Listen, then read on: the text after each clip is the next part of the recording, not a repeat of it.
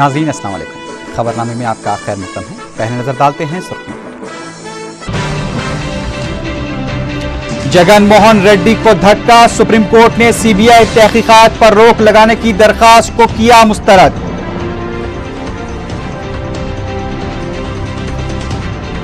ख़वातीन में घरेलू मसाइल से निपटने के लिए शऊर बेदार करने 30 मेट्रोपॉलिटन जज की मुहिम का आगाज।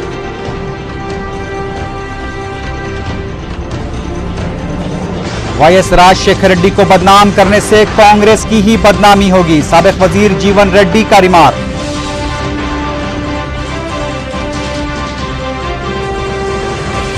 कांग्रेस रुकने पार्लियामेंट एम राजमोहन रेड्डी ने दिया इस्तीफा, वाईएसआर को बदनाम करने का लगाया इल्जाम।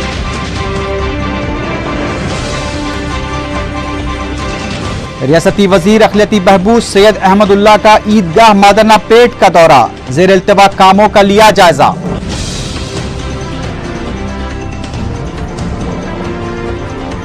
चंद्रानगुट्टे में मामूली बहस और तकरार के बाद एक नौजवान का बेरहमाना कत्ल।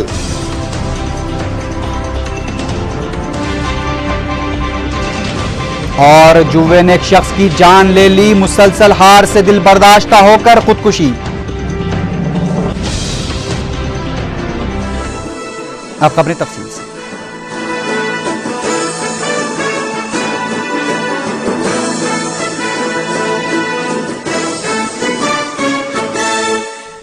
कल्पा के रुकने पार्लियामेंट वाईएस जगन मोहन रेड्डी को उस वक्त धक्का लगा जब सुप्रीम कोर्ट ने उनके खिलाफ जारी सीबीआई तहकीकात पर रोक लगाने के लिए दाखिल की गई दरखास्त को मुस्तरद कर दिया। जस्टिस दलवीर भंडारी और जस्टिस दीपक वर्मा पर मुश्तमिल बेंच ने आंध्र प्रदेश हाई कोर्ट की जानिब से सीबीआई तहकीकात के फैसले को बरकरार रखा। जगन मोहन रेड्डी की जानिब से इस केस के लिए नामवर वकील रामजेठ मलानी की खिदमत हासिल की गई थी।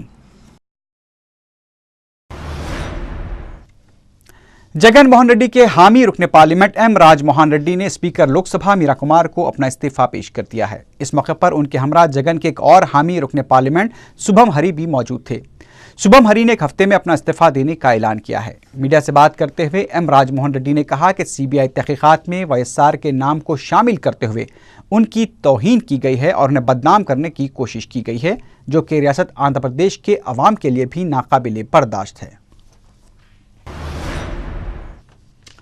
जगन मोहन रेड्डी के खिलाफ जारी सीबीआई तहकीकात में कांग्रेस का कोई रोल नहीं है। मीडिया से बात करते हुए साबिक सदर पीसीसी डी श्रीनिवास ने यह बात कही। उन्होंने जगन मोहन रेड्डी की जानिब से वाईएसआर दौर में किए गए फैसलों को काबीना का मुत्तफ़क़ा फैसला करार देने के इल्ज़ाम पर कहा कि जगन का यह सिर्फ इल्ज़ाम है, इसमें कोई हकीकत नहीं है। डी श्रीनिवास ने कहा कि जगन के हामी अरकान के इस्तीफे देने से कांग्रेस पार्टी को कोई नुकसान नहीं होगा। ईमार प्रॉपर्टीज मामलों में भी बेकायदियों की जारी तहकीकात में हुकूमत की जानिब से हलफनामा दाखिल करने के हक में कई कायदीन हैं। ये सवाल पूछे जाने पर डी श्रीनिवास खामोश हो गए।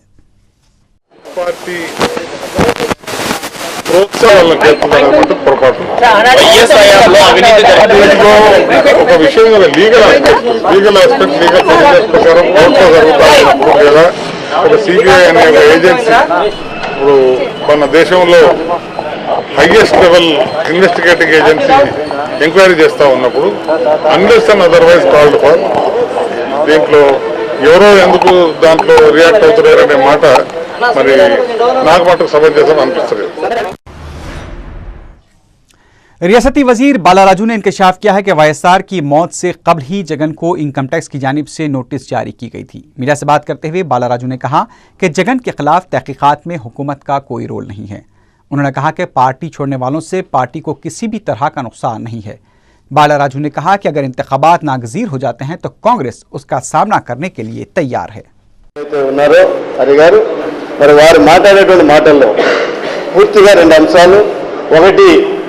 న్యాయస్థానాన్ని అగౌరవపరుస్తూ మాట్లాడుతున్నట్టుగాను, రెండవది సిబిఐ దర్యాప్తు అని అంటే సిబిఐ అనేటటువంటి సంస్థ కానీ సిబిఐ దర్యాప్తు కానీ ఈ ఒక్క అంశం మీద ఈ ఒక్కసారి ఇప్పుడు కొత్తగా పుట్టుకొచ్చినట్లుగానే మాట్లాడడం అనేటటువంటిది ఇంత భావ్యం కాదు।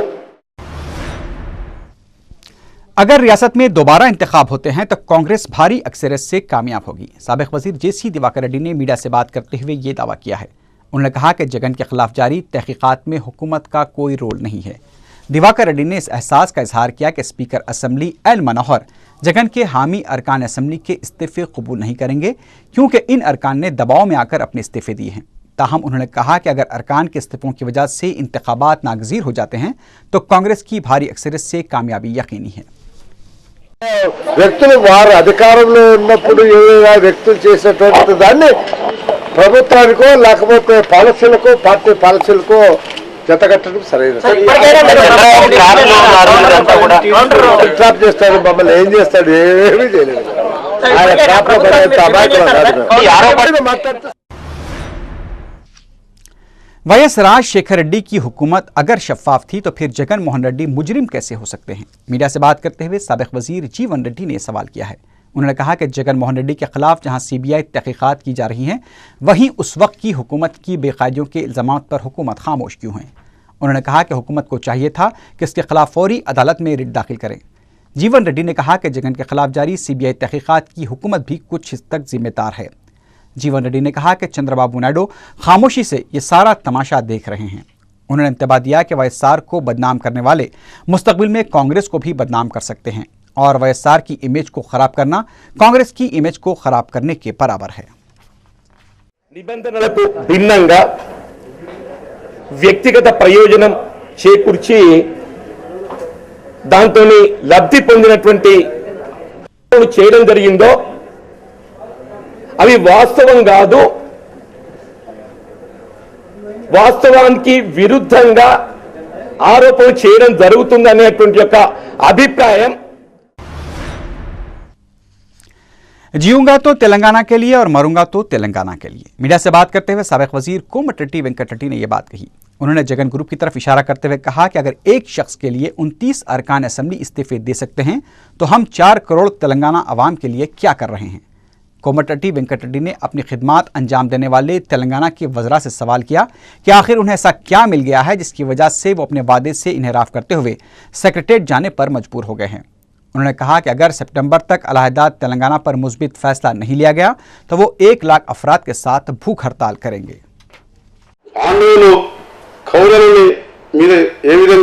విజయం సాధించిందో ఈ పోరాటంలో 5 కాంగ్రెస్ పార్టీ నాయకులు మిగిలిన ఎమ్మెల్యేలు మంత్రులు మిగిలిన ఎంపీలు మిగిలిన ఆ 5 ఈ పోరాటం ద్వారా తెలంగాణ సాధిస్తాం।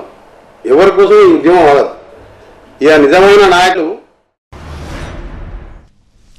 रियासती वजीर अखिलती बहबूद सैयद मोहम्मद अहमदुल्ला ने ईदगाह मदनापेट का दौरा करके महकमे बलदी, आबरसानी और बरखी के कामों का जायजा लिया।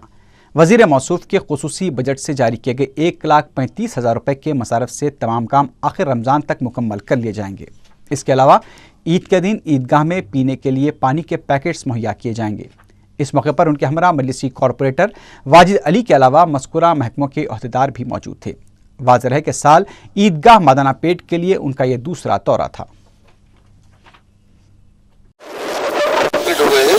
ये मदनापेट के हमारे वाजिद भाई कॉर्पोरेटर साहब है कि अवाम बड़ी खुश है, लेकिन अगर छोटा काम हमारे चेयरमैन साहब को बुलाया था उनके सामने किराए को देने का वो भी है।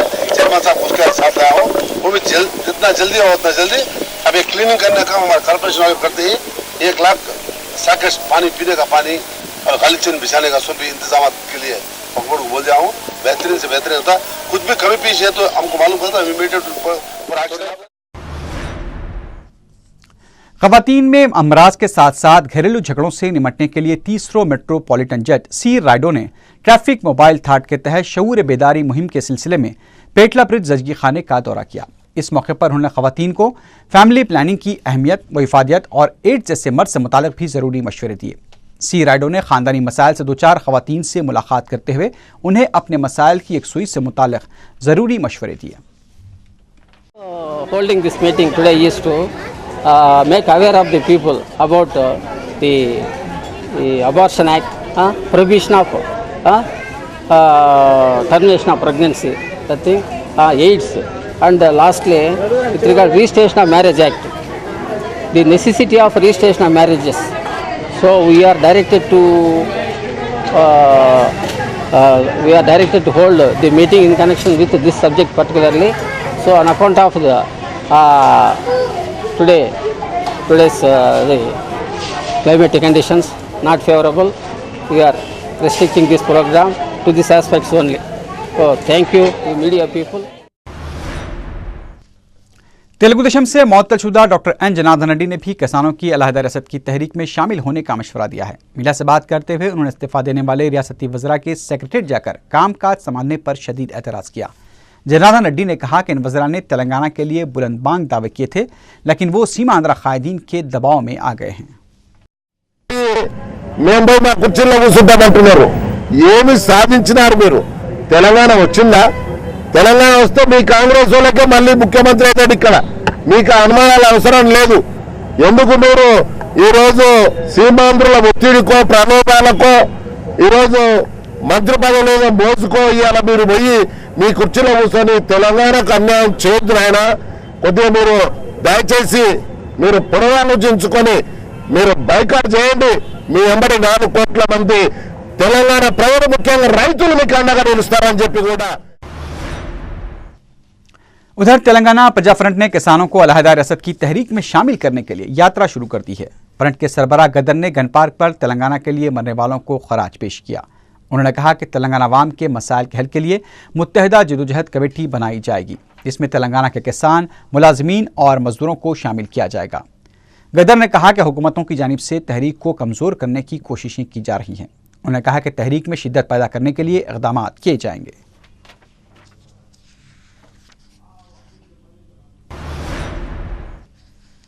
रियासत में सियासी उथल पुथल के दरमियान गवर्नर ESL नरसिम्हन चारशंबे को दिल्ली रवाना हो गए। नरसिम्हन दिल्ली में सदर जमहूरिया प्रतिभा देवी सिंह पाटिल, वज़ीर आज़म डॉक्टर मनमोहन सिंह और वज़ीर दाखिला पी चिदम्बरम से मुलाकात करेंगे।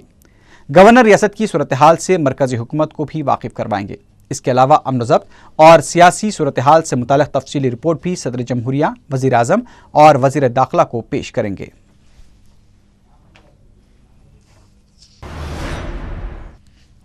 साक्षी अखबार ब्लैक पेपर है और आवाम को इसका बाइकआउट करना चाहिए। मीडिया से बात करते हुए तेलुगुदेशम लीडर वी रमैया ने यह बात कही। उन्होंने कहा कि साक्षी अखबार जगन की बदउनवानियों पर पर्दा डालते हुए उनकी नाजायज़ हौसला अफजाई कर रहा है।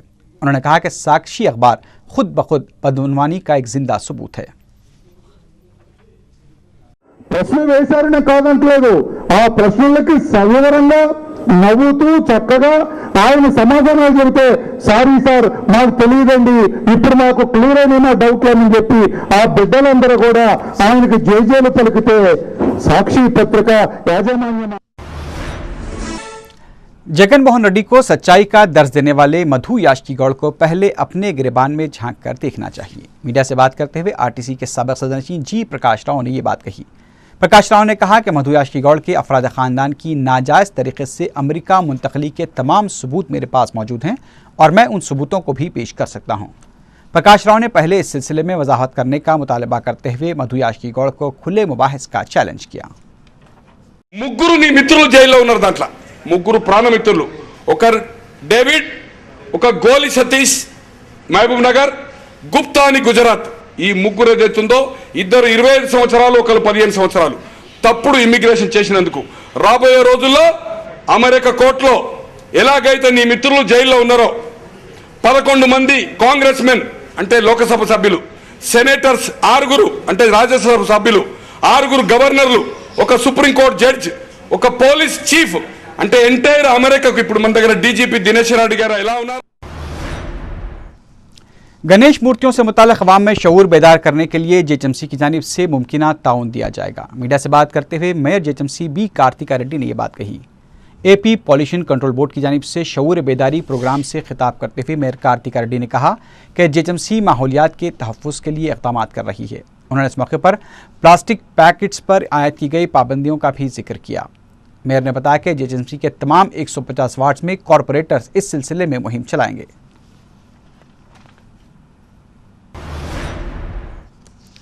चिंतल बस्ती में ड्रेनेज का पानी सड़क पर बहने से अवाम को मुश्किलात का सामना करना पड़ रहा है। मुकामी अवाम ने बताया कि प्रेमनगर, एसी घाट और दीगर इलाकों में गंदे पानी के सड़कों पर बहने से रोजगारों को भी तकालीफ का सामना करना पड़ रहा है। मुकामी अवाम ने 4TV के जरिए मुताल्लिक़ा हुकाम से तवज्जो देने की अपील की है।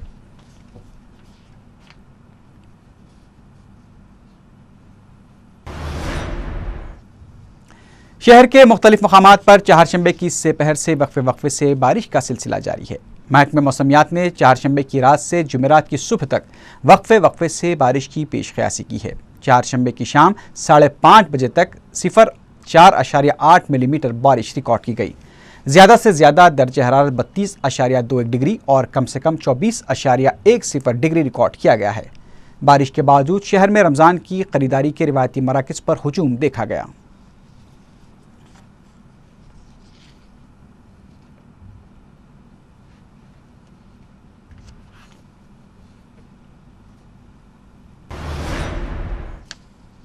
Metropolitan legal service authority Hyderabad की जानिब से सिकंदराबाद में कानून से मुताल्लिक़ शऊर बेदारी कैंप मुनक़्क़िद किया गया। सेकंड मेट्रोपॉलिटन जज बाला कोटेश्वर राव ने इसकी सदारत की। दीगर मेहमानान में वासुदेव राव, के गुप्ता, रंजन कुमार और श्रीनिवास रेड्डी एडवोकेट्स ने शुरा को खिताब करते हुए कहा कि पुलिस का काम है कि वह कानून की खिलाफ वर्जी करने वालों को गिरफ्तार करे, जबकि गिरफ्तार शुदा अफराद को भी यह हक़ हासिल है कि वो इंसाफ के लिए अपना वकील मुकर्रर करें। उन्होंने कहा कि पुलिस को चाहिए कि वो गिरफ्तार शुदा अफराद को 24 घंटों के अंदर अदालती तहवील में दे दें।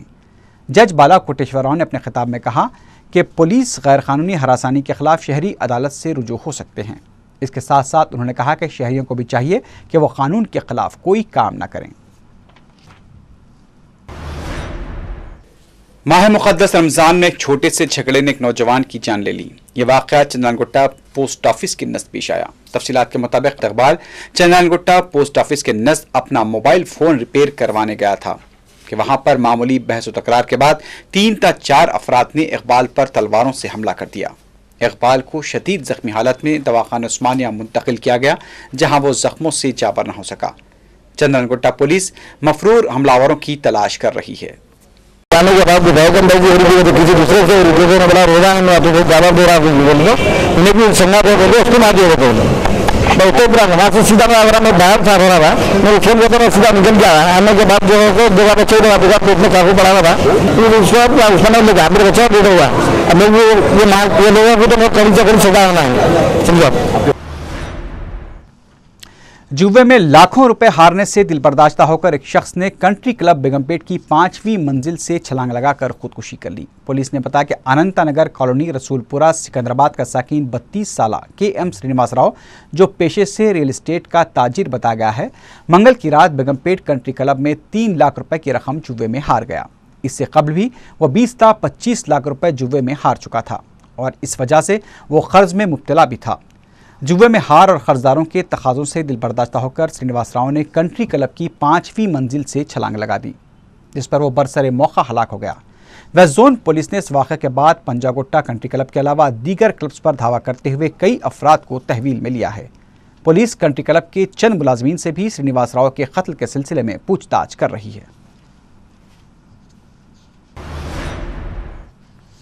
साउथ सेंट्रल रेलवे स्टेशन एक तरफ सिकंदराबाद रेलवे स्टेशन को आलमी सतह का मयारी रेलवे स्टेशन बनाने की कोशिश कर रहा है, तो दूसरी तरफ इस महकमे को ज़्यादा आमदनी फराहम करने वाले पार्सल सर्विस शोबे उसके बरखिलाफ काम कर रहा है। जहां कूड़ेदान उबलकर कचरा उसके आस पास बिखरा पड़ा है, जो मुसाफिरों की सेहत के लिए नुकसानदेह है, क्योंकि वहीं मुसाफिर खड़े होकर अपनी ट्रेनों का इंतज़ार करते हैं। ताज्जुब इस बात का है कि रेलवे हुक्काम इस जानिब तवज्जो ही नहीं देते।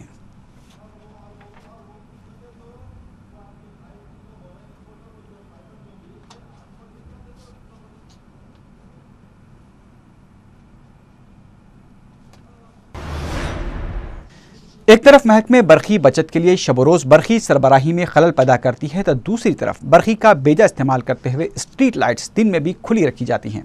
चारशंबे के दिन एक्सप्रेसवे पिल्लर नंबर 14 से पिल्लर नंबर 166 तक ऊपर और नीचे की तमाम फ्लोरोसेंट लाइट्स खुली रहीं, जिन पर ज़्यादा बरखी सर्फ होती है।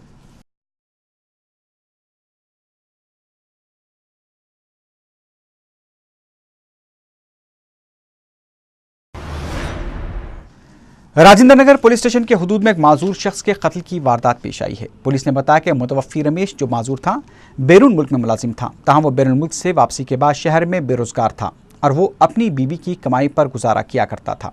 मंगल की रात जब वो राजेंद्र नगर SBI बैंक के पास सो रहा था, नामालूम अफराद उसके सर पर वजनी पत्थर डालकर उसका कत्ल करके फरार हो गए। पुलिस को शुबा है कि सरक़े की नीयत से रमेश का कत्ल किया गया है। राजेंद्र नगर पुलिस ने केस दर्ज करके तहक़ीक़ात शुरू कर दी है। हिमायूनगर पुलिस स्टेशन के नजदीक एक शख्स बेहोशी की हालत में दस्तयाब हुआ। मुकामी अवाम ने पुलिस की मदद से शख्स को दवाखाना मुंतकिल किया। पुलिस इस शख्स के घर वालों का पता चलाने की कोशिश कर रही है।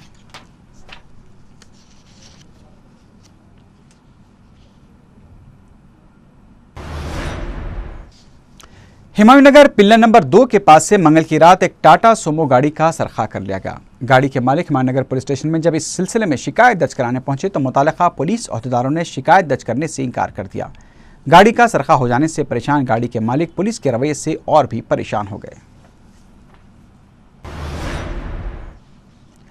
कोकटपल्ली पुलिस स्टेशन के हुदूद में 16 अगस्त को पेश आए खातून के कत्ल के सिलसिले में पुलिस ने उसके शौहर को गिरफ्तार कर लिया है।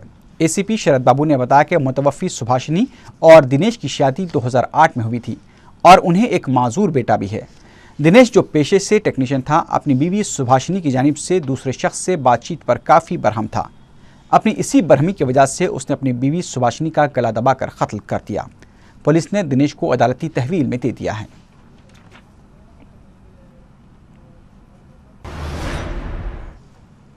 गोपालपुरम पुलिस को तलाशगर्दी के दौरान एक ज़ईफ खातून बेहोशी की हालत में दस्तयाब हुई। सब इंस्पेक्टर रमेश कुमार ने मीडिया को बताया कि नामालूम खातून की उम्र करीब 60 साल है, जो रेजिमेंटल बाजार में बेहोशी की हालत में पड़ी हुई पाई गई। पुलिस ने उसे गांधी हॉस्पिटल मुंतकिल कर दिया है, जहां वो मंगल और चारशंबे की दरमियानी शब इलाज के दौरान फौत हो गई। उन्होंने 4TV के नाज़रीन से अपील की कि वो मुतवफ़्फ़ा के वर्सा का पता चलाने में मदद करें। कायदे मजलिस अकबरुद्दीन ओवैसी पर कातिलाना हमले के मुलजिम नंबर 5 अवध बिन यूनुस याफई की दरख्वास्त जमानत हाईकोर्ट ने मंजूर कर ली है। मुलजिम हमले के दौरान सिक्योरिटी गार्ड की फायरिंग में जख्मी हो गया था। तिब्बी बुनियादों पर उसकी जमानत अमल में आई है।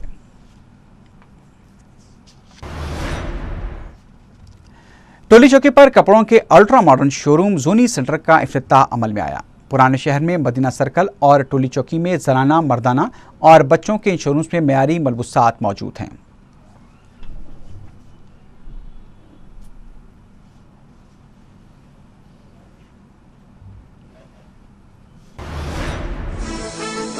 आखिर में सुर्खियों पर एक बार फिर नजर डालते हैं। जगन मोहन रेड्डी को धक्का, सुप्रीम कोर्ट ने सीबीआई तहकीकात पर रोक लगाने की दरखास्त को किया मुस्तरद।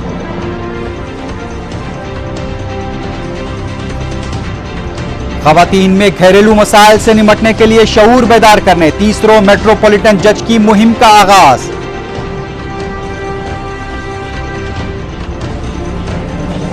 वाईएस राजशेखर रेड्डी को बदनाम करने से कांग्रेस की ही बदनामी होगी, साबिक वजीर जीवन रेड्डी का रिमार्क।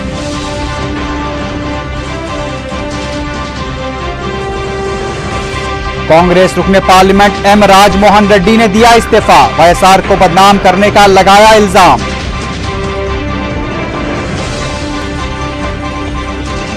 रियासती वजीर अखिलती बहबूद सैयद अहमदुल्लाह का ईदगाह मादना पेट का दौरा, जेर इल्तिवा कामों का लिया जायजा।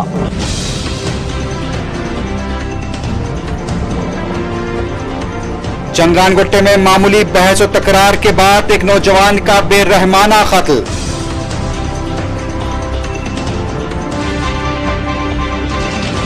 और जुए ने एक शख्स की जान ले ली, मुसलसल हार से दिल बर्दाश्ता होकर खुदकुशी। इसी के साथ ही खबरनामा अख्ताम को पहुंचा। अल्लाह हाफिज।